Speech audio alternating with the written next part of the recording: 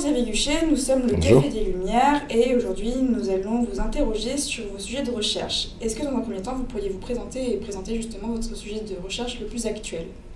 Oui, je suis Xavier Guchet, professeur de philosophie et d'éthique des techniques à l'Université de technologie de Compiègne et directeur de COSTEC, qui est le laboratoire de sciences humaines et sociales de l'université.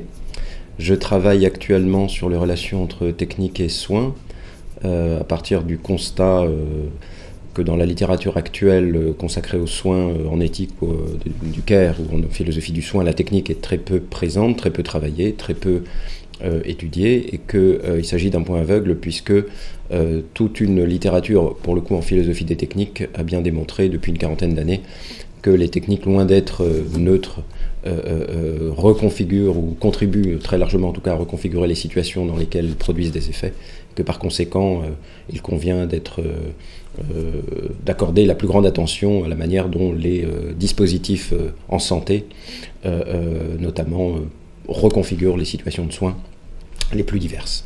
Aujourd'hui, je travaille dans deux optiques différentes. J'essaye de démêler d'un point de vue, on va dire, à la fois historique et philosophique, ces relations complexes entre technique et soins, mais je crois qu'on en reparlera tout à l'heure. Et plus ponctuellement, j'interagis beaucoup avec une collègue de l'UTC, Cécile Le Gallet, autour des questions liées à la suppléance d'organes, donc à la conception de dispositifs bioartificiels pour suppléer des défaillances organiques concernant différents organes, comme le foie par exemple, ou le pancréas. Et là, nous essayons de comprendre comment ces nouveaux dispositifs transforment d'une part bien des concepts assez fondamentaux en philosophie de la médecine, comme par exemple ce qu'est un organe ou un organisme, mais aussi comment finalement mieux articuler dans le développement de ces dispositifs et leur implémentation, leur diffusion dans la clinique, mieux articuler ingénierie et soins. Et justement, à quel moment et pourquoi est-ce qu'il y a eu cette désarticulation entre l'ingénierie et les pratiques de soins ? Alors, c'est une question très difficile. D'abord, il faut partir du constat que pendant très longtemps, technique et soins n'ont pas été désarticulés, au contraire étaient extrêmement liés, étroitement liés. Quand on regarde, par exemple, la façon dont les Grecs anciens, qui étaient de grands penseurs du soin, on pensait technique et soins, on pensait à la fois la techné et à la fois le soin. Ils les ont pensés dans des relations étroites. La technique est une affaire de soins, tout simplement parce que la technique pour les Grecs, d'une part, présente un certain caractère de dangerosité.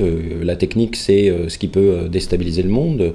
La technique est une activité créatrice, encore pour Platon, et par conséquent, l'artisan, le technicien, disons, est celui qui a le pouvoir de produire des formes, de transformer les formes, et à la limite d'imposer n'importe quelle forme à la matière, et en faisant varier les formes selon son bon vouloir. Et pour les Grecs, cette capacité d'instabilisation du monde commun, du monde des choses, par l'artisan, était source de danger, de risque, et devait faire l'objet de la plus grande vigilance.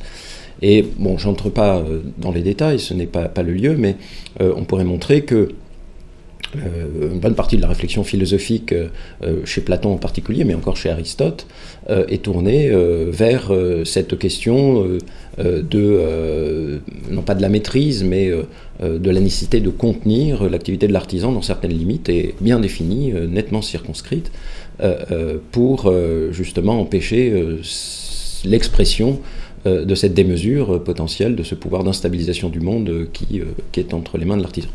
Donc, premier constat, la technique doit être maintenue dans des limites qui, finalement, réclament du soin, de la vigilance, une évaluation de la technique selon des critères de juste mesure et d'appropriation aux usages, notamment.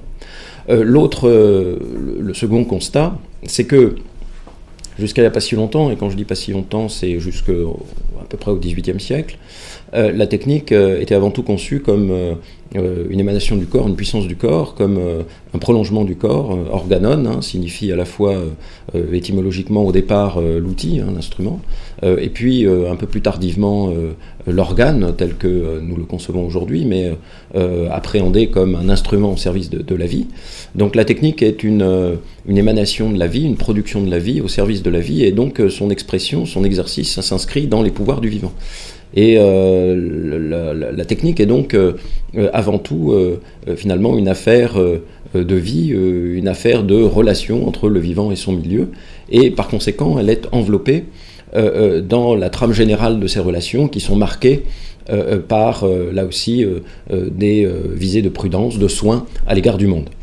Ce que j'ai essayé de démontrer dans un livre, je pense que c'est celui dont tu parlais, Elodie, qui doit paraître, c'est qu'au XVIIIe siècle, je situe cela au XVIIIe siècle, une transformation de grande ampleur est survenue dans la conception de la technique, qui est indissociable d'une conception survenue dans les rapports entre technique et vie. C'est-à-dire que la technique cesse progressivement d'être conçue comme cette puissance du corps, comme ce prolongement du corps, comme inscrite dans le mouvement même de la vie, pour devenir une production de l'intelligence coupée de la vie et ayant vocation à s'emparer du réel, à s'emparer du monde pour le reconfigurer selon des intérêts propres. On peut situer au XVIIIe siècle, alors, dans un certain nombre de transformations profondes dans la conception du travail, liée à l'apparition aussi à une nouvelle figure qui est celle de l'ingénieur moderne, avec un essor économique considérable dans l'Europe de l'époque, qui appelle de nouvelles problématiques, de nouvelles préoccupations, comme la standardisation des marchandises d'un certain point de vue, mais aussi comme une préoccupation grandissante pour la productivité du travail. Déjà avant l'industrialisation, on va dire, qui se rattache plutôt à la fin du XVIIIe et début du XIXe siècle, est amorcée cette transformation dans la conception de la technique qui progressivement la dissocie du mouvement de la vie pour en faire une émanation de l'intelligence coupée de la vie, et de ce fait la technique se trouve coupée de ses valeurs du soin, de cette prudence liée précisément au fait qu'antérieurement la technique était s'inscrivait dans le mouvement de la vie. Voilà, on pourrait analyser les choses chez Kant en particulier, qui fait très bien le diagnostic de cette situation, même si Kant n'est pas considéré comme un penseur de la technique, mais on trouve chez lui des analyses extrêmement intéressantes sur ce divorce de la technique et de la vie en quelque sorte, dont nous ne sommes probablement pas encore sortis et qui a profondément marqué la dissociation en quelque sorte, ou en tout cas l'éloignement entre pensée de la technique et pensée du soin. Est-ce que cette dissociation entre ces deux pensées, étant donné qu'elle se situe au XVIIIe, elle est aussi à rapprocher de la révolution industrielle ou pas du tout ? Alors oui, bien sûr, elle se crispe en quelque sorte, où elle trouve ses accents les plus marqués et nets lors de la révolution industrielle, mais je crois qu'elle est déjà, dans une certaine mesure, encore une fois présente au XVIIIe siècle. On en trouve des prémices dans l'encyclopédie, même si l'encyclopédie est un objet tout à fait singulier et qui ne doit pas être rattaché aux entreprises de technologie industrielle, par exemple, du XIXe siècle. C'est la volonté de construire un espace public de la recherche, donc il y a une attention encore très forte au savoir-faire, aux pratiques professionnelles, à l'artisanat. Il ne s'agit pas d'amener les praticiens à une rationalité nouvelle qui leur est totalement étrangère pour les conformer justement à des impératifs de rendement, mais il s'agit de rendre public des savoir-faire et de les faire circuler, de les mettre en circulation, de les faire entrer dans une forme de rationalité spécifique et de porter cette rationalité à sa plus haute expression. Donc c'est un objet tout à fait singulier, mais déjà on trouve, avant donc les prémices de la révolution industrielle telle qu'on la comprend d'habitude, on trouve cette orientation vers une mise en rationalité des pratiques techniques qui peut conduire, ou qui a pu conduire, en accentuant une certaine voie vers de nouvelles rationalités et conduisant à dissocier technique et soins, technique et vie. C'est très bien analysé chez Marx d'ailleurs, voilà. Mais il faudra évidemment se référer au texte, mais c'est pas le sujet. Très bien, et du coup, partant de ce constat, comment est-ce que concrètement on peut reconnecter le soin et l'ingénierie et les techniques ? C'est une question là aussi extrêmement difficile. Donc c'est une réflexion que j'essaye de mener aujourd'hui. Comment, comme tu dis très bien, ressouder technique et soins, c'est-à-dire comment faire pénétrer les valeurs du soin, ces valeurs de juste mesure, de prudence, dans les démarches d'ingénierie, dans la conception technique elle-même. C'est pas du tout évident, et j'ai essayé dans le livre qu'on évoquait de pointer quatre principes à vocation pratique, hein, qui pourraient orienter une démarche de conception entre guillemets soignante. Il me semble qu'un de ces premiers principes, c'est d'amener l'ingénieur à s'acculturer au domaine de réalité, au milieu professionnel par exemple, dans lesquels son dispositif technique, son travail d'innovation est amené à produire des effets.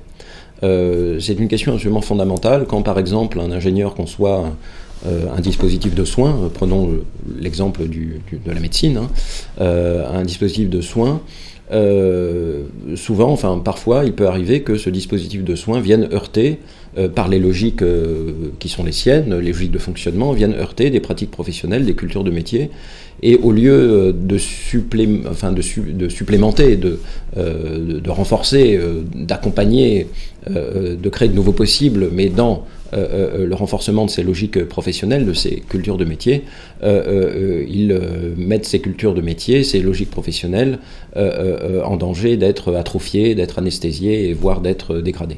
Donc le premier principe, qui est évidemment très difficile à mettre en pratique parce qu'il réclame une temporalité qui n'est pas celle généralement des processus de conception, c'est une acculturation la plus forte possible, la plus poussée possible des ingénieurs au domaine de réalité, à leur complexité, à leur organisation propre, au domaine de réalité dans lesquels ils sont amenés par leur travail à produire des effets.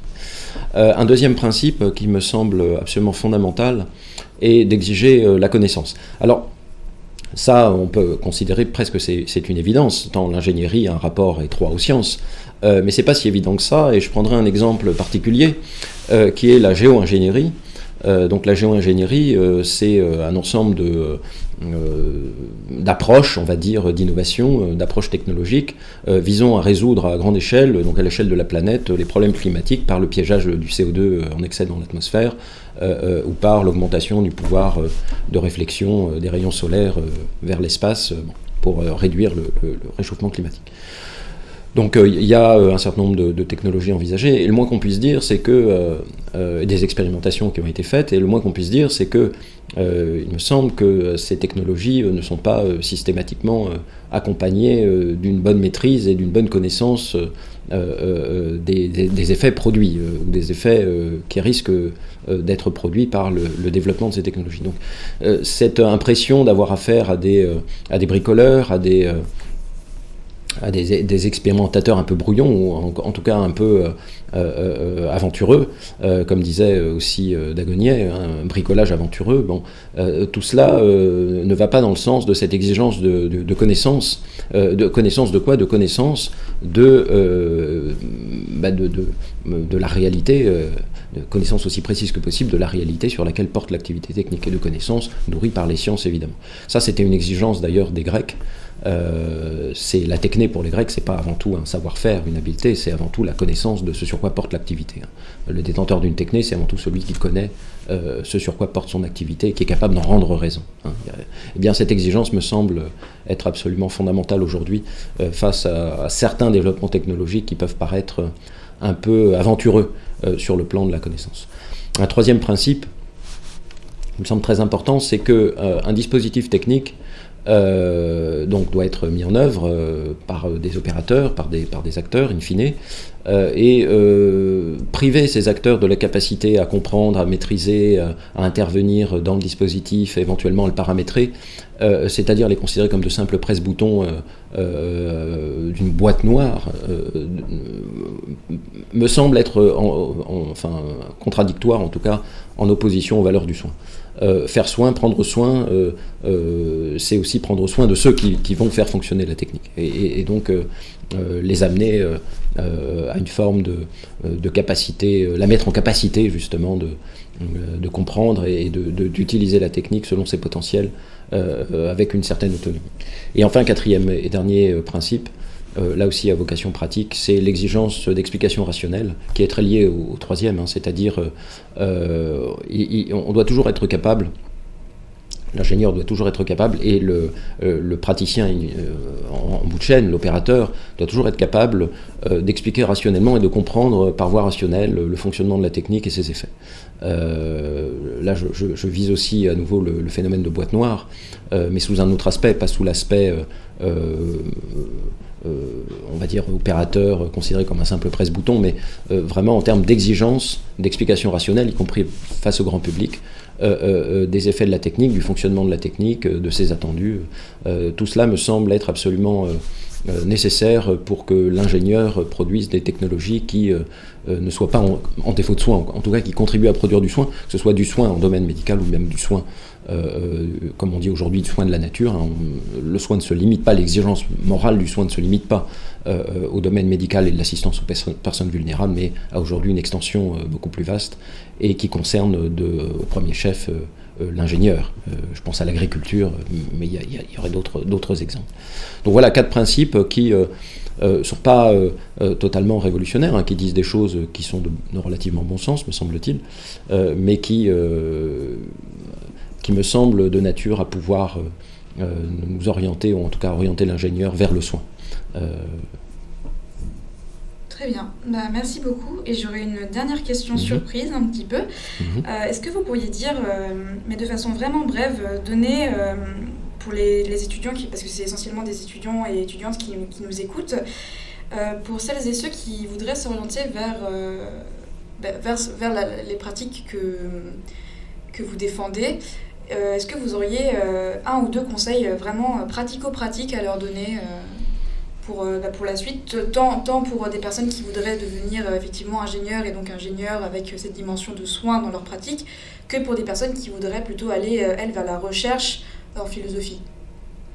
Alors, des conseils pratiques, c'est difficile parce que, comme je le disais, ces principes-là ont vocation à être des principes pratiques déjà. Mais comme je le disais, et tu soulèves une question redoutable, c'est est-ce que ces principes peuvent être déployés dans des contextes de recherche et d'innovation tels qu'ils sont aujourd'hui organisés. Et je parlais notamment de la question du temps. Ça me semble être le point le plus épineux, c'est-à-dire que pour les mettre en œuvre, ces principes, il faut évidemment que l'ingénieur se donne du temps, le temps de s'acculturer à la compréhension comme je le disais, des domaines de réalité sur lesquels il est amené à produire des effets, prendre le temps éventuellement du débat public pour l'explication rationnelle et la discussion des finalités dans un contexte de pluralisme des valeurs. Cela me paraît absolument essentiel. Donc tout cela réclame du temps pour que l'innovation soit précisément éclairée, ou en tout cas orientée par ces préoccupations du soin. Est-ce que l'innovation aujourd'hui est organisée de telle façon à ce que ce temps puisse être pris? Ce n'est pas sûr. C'est là le problème le plus épineux. Je pense que c'est un problème organisationnel avant d'être c'est un problème de formation. Et je répondrai volontiers à ta question que aujourd'hui un ingénieur, un scientifique également, un médecin, tous les acteurs du soin doivent absolument être formés à la philosophie et doivent être formés à un type de réflexion qui, dans leur métier futur, les amènera à avoir ce réflexe de mettre leur activité dans la perspective du soin, justement. Mais au-delà de ces questions de formation, il y a des questions d'organisation qui sont très épineuses, et là, je n'ai pas la réponse. Le temps, c'est de l'argent, comme on dit. Et donc, évidemment, on comprend bien que prendre le temps de cela a un coût, et qui est disposé à payer ce prix, à supporter ce coût, voilà la grande question. Très bien, merci beaucoup Xavier Guchet. Merci à toi, merci à vous. Et on se retrouve pour une prochaine interview, dans une prochaine vidéo, on ne sait pas quand, mais vous verrez bien. Au revoir.